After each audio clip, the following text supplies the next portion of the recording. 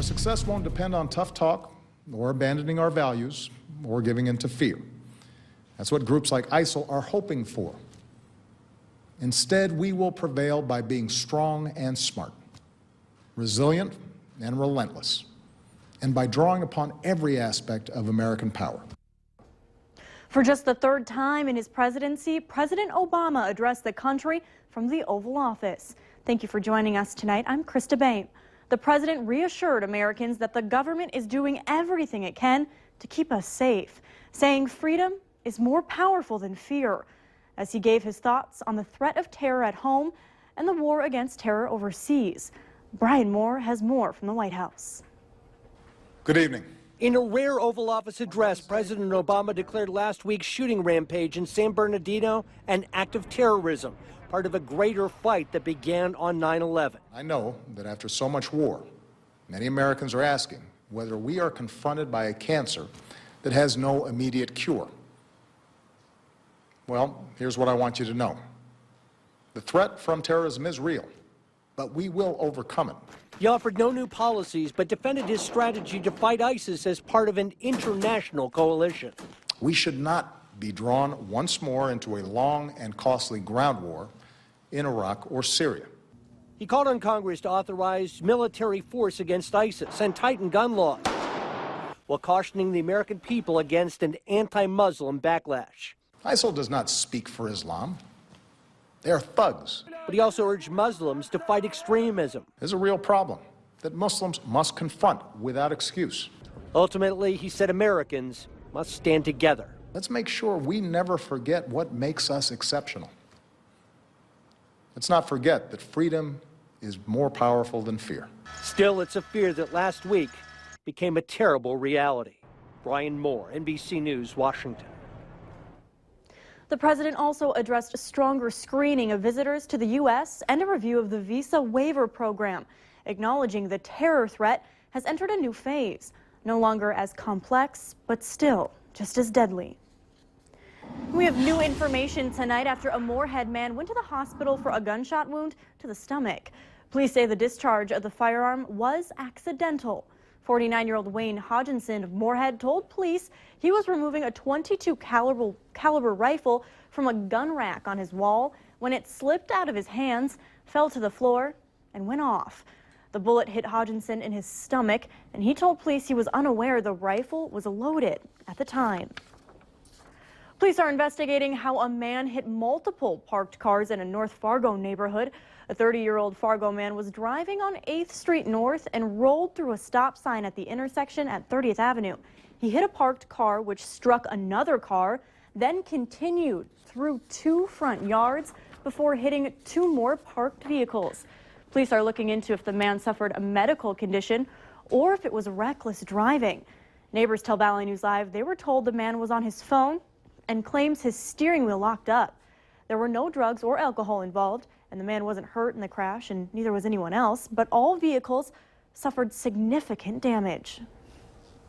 It's the season of giving, and as you look for that spare change in your pocket or purse, a local church is providing another option for you to give.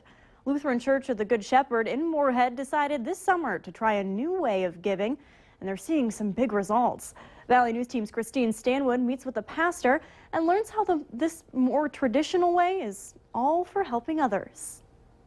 It's not your grandma's church tithing. There were some that feels awkward, but for most people, they actually thought, oh, this is another way to give. Lutheran Church of the Good Shepherd is taking a new route on offering. I read about it and I said, let's really explore this. And it's been really received really well. Just 6 months ago, it was by hand. One has a checkbook.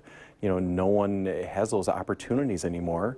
So we said we have to remove all the obstacles. Now, with just an iPad and a card reader, they're trying something new. So just putting the amount, sliding it in, and then it'll read it, and afterwards you're able to put in your email address, and it sends it to you, and it's about a 15-second process. And the kiosk has been more than successful. Out of our overall giving, over 40% is digitally, either through our giving kiosk or people that have it automatically coming out of their checking or their savings or their credit cards a couple times a month, monthly, or however else they want to do it. Their giving kiosk has options for those attending to give their own ministry or other missions of the church. It's helped people, I think, in their ability to give back to God and the community. So that's been awesome to see. But if you're old school, that's no problem either. Pastor Dornfeld tells us they still have the option of offering your spare change too. In Moorhead, Christine Stanwood, Valley News Live. The church is also looking at another program called Text to Give, where you can give through a simple text message. It's been another long day for those in Cheyenne, North Dakota, where a fire has been burning for more than a day at the former school. Cheyenne is located about 120 miles west of Grand Forks, where about 200 people live. This is a look at the school today, where flames have moved through the second floor and basement. The school closed down about 8 years ago and was not in use. Crews worked to keep flames from reaching the Open Season Lodge and Event Center, which is attached to the school. That business will deal with heavy smoke and water damage, but should be okay. The fire started in the attic of the school, where crews believe old wires sparked the flames. Residents of Perm were surprised to see the SWAT team in their area over the weekend. The Otter Tail County Sheriff's Department says the situation was a routine SWAT raid around 9 p.m. Friday that put 39-year-old Eduardo Garcia in jail. The SWAT team and the West Central Drug Task Force raided the Perm home with a search warrant. The sheriff's office isn't releasing further details at this time, but Garcia was arrested for prohibited person in possession of a firearm. 100 years. It's one big celebration for a Fargo school. Horace Mann Elementary opened on December 6, 1915. Alumni, current students, parents, and neighbors joined in the celebrations today. A tour and some birthday treats helped commemorate a huge anniversary.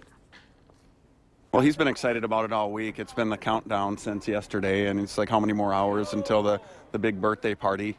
100 years is a long time. He thinks I'm about that old, so. Medallions, ornaments, t-shirts, and wristbands were also on sale to celebrate the milestone.